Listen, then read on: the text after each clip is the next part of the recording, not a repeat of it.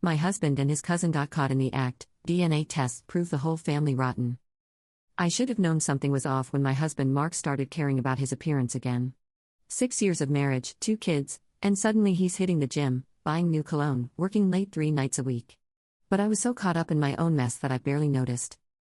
See, I'd been having an affair with my personal trainer, Jake, for 8 months. It started innocent enough, compliments about my form, lingering touches during stretches, those butterflies I hadn't felt since college. Mark had gotten comfortable, you know? Stopped seeing me as anything more than the woman who made his dinner and handled his laundry. Jake made me feel alive again, desired, like I wasn't just some mom who'd lost herself in diapers and school pickups. That was incredible. Jake was 28 to my 35, all lean muscle and enthusiasm. He'd text me at 2 a.m., and I'd sneak out while Mark snored, claiming I couldn't sleep and needed to walk. We'd meet at his apartment, and for 2 hours I'd forget about carpools and grocery lists and the slow death of my marriage. I told myself I deserved this. That Mark's emotional neglect had driven me to it. But life has a sick sense of humor. I came home early from Jake's place last Tuesday, still glowing from our encounter, when I heard sounds from upstairs. Not the TV. Not Mark's video games. Something else entirely. My stomach dropped as I climbed those stairs, each step confirming what my gut already knew. The bedroom door was cracked open. There was my husband of 6 years, as the day he was born, tangled up with someone I trusted completely. Someone who'd been coming to family dinners for 2 years. Someone who'd babysat my children. His cousin Rebecca. They didn't see me at first.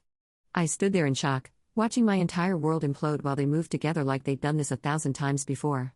Because they probably had. All those family gatherings where she'd sit just a little too close to him.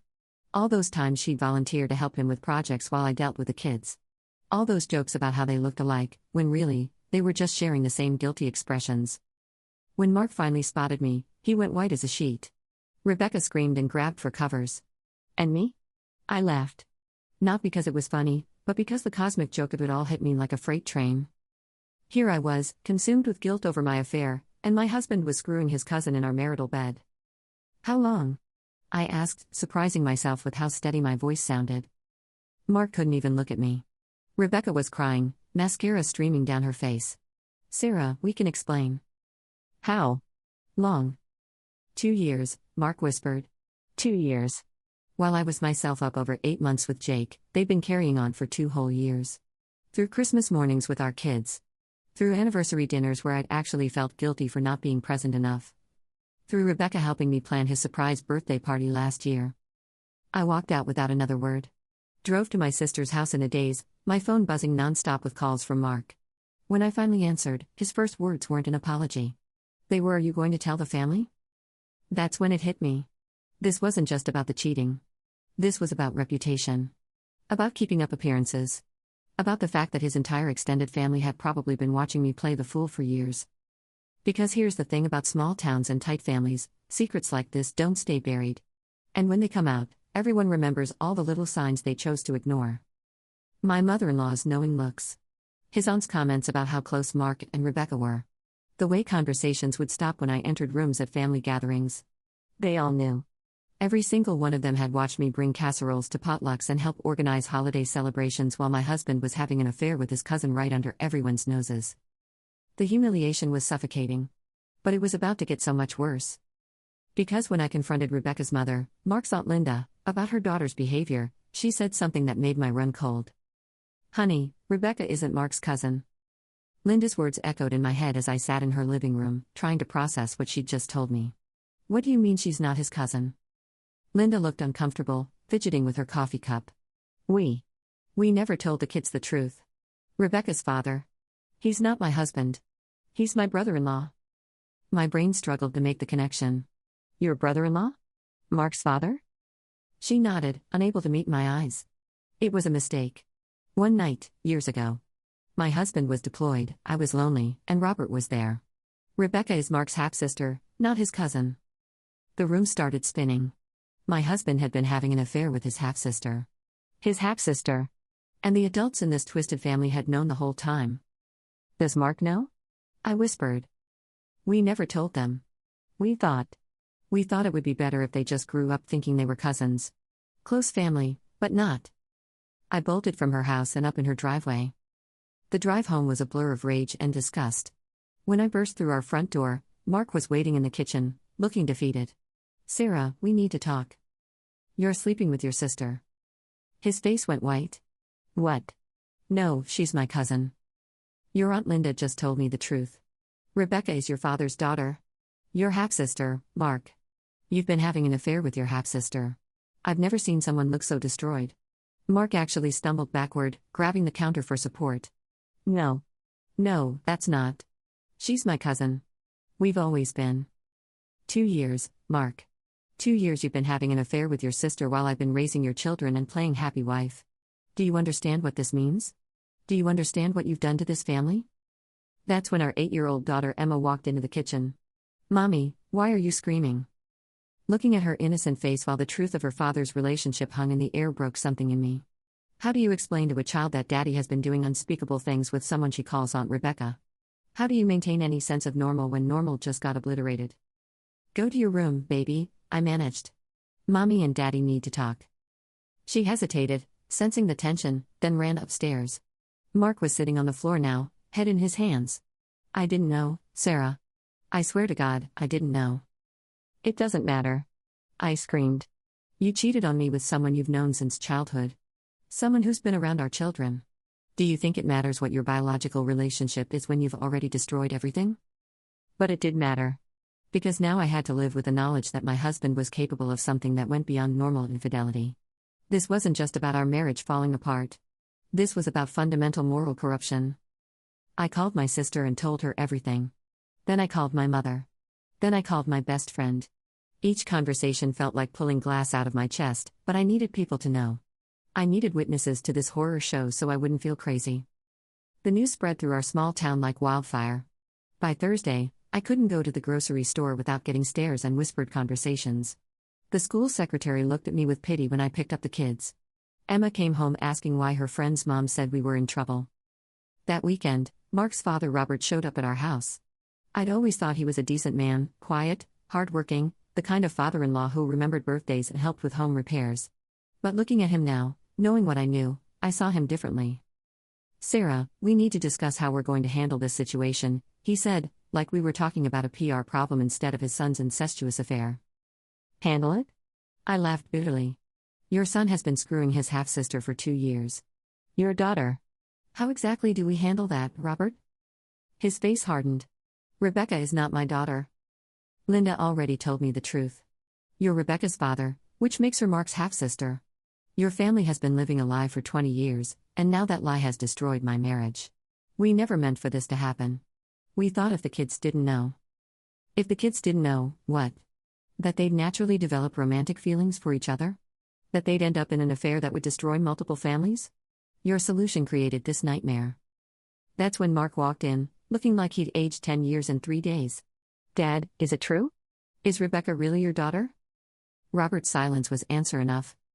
Mark sat down heavily. "All those family gatherings. All those times you encouraged us to spend time together. You knew we might end up.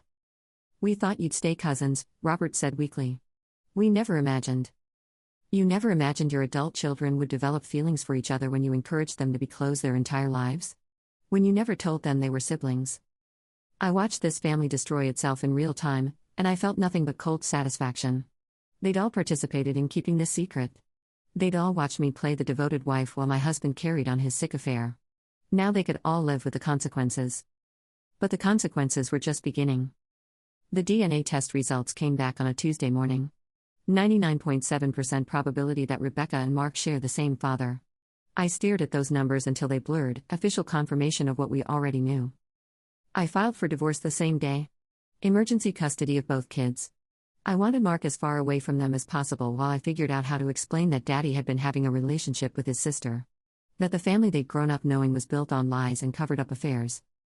My lawyer, Patricia, had seen a lot of messy divorces, but even she seemed shaken by the details. "Sarah, I have to ask. Given the nature of your husband's relationship, are you concerned about your children's safety?" The question hit me like a slap. "You think he would? With his own kids?" "I think someone who engages in this kind of behavior has shown a fundamental disregard for appropriate boundaries. We need to consider all possibilities." I hadn't even thought of that. Suddenly every bath time, every bedtime story, Every moment Mark had been alone with Emma and our 5-year-old son David felt suspicious. Had I been so focused on his affair that I'd missed other warning signs? The court granted temporary full custody pending investigation.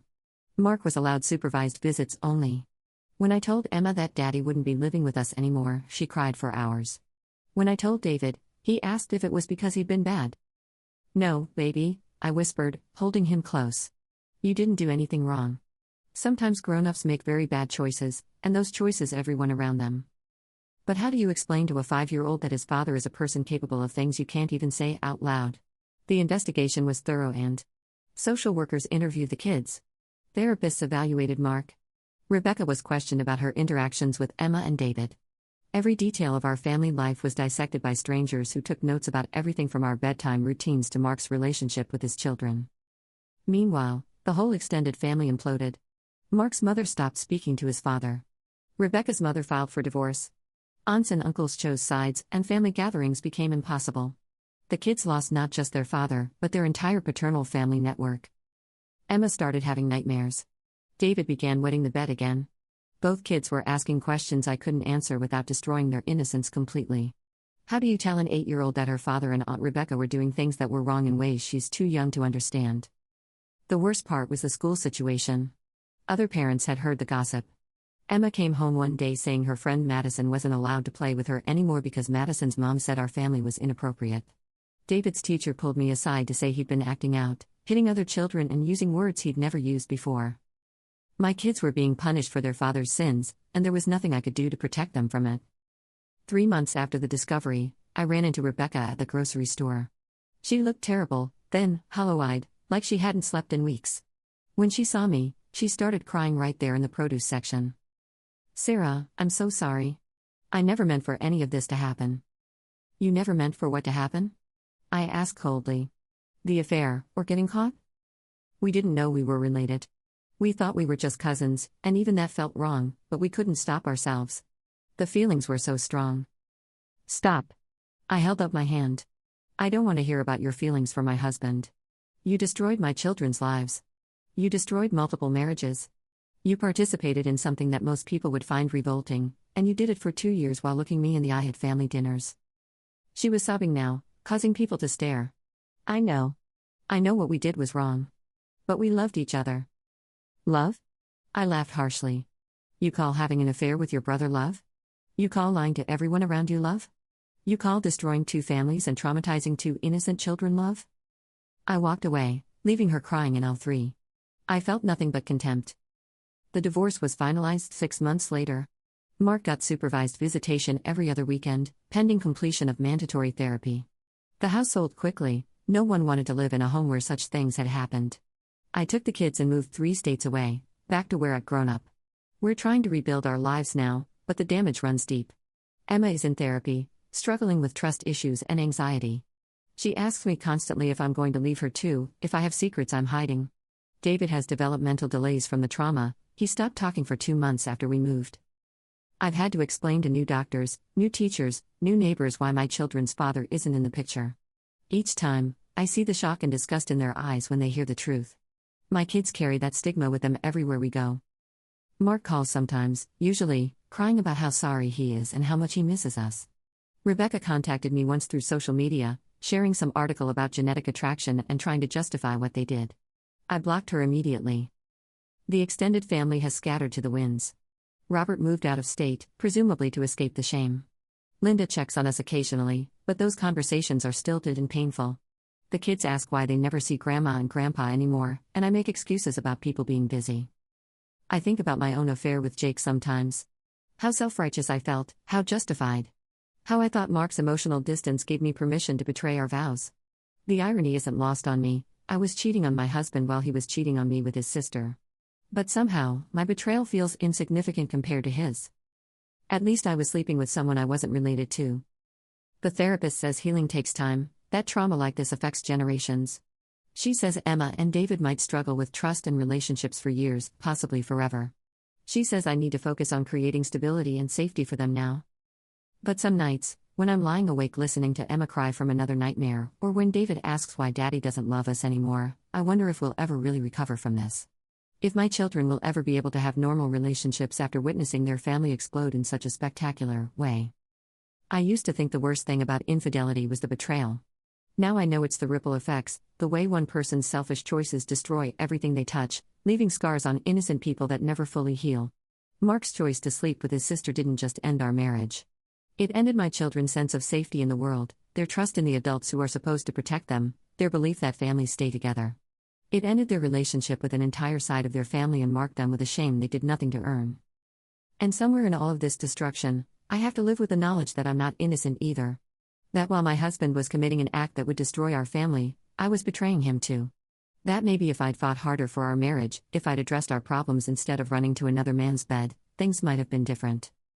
But that's the thing about crossing certain lines, once you do, you can never uncross them, and the people you love most pay the price forever.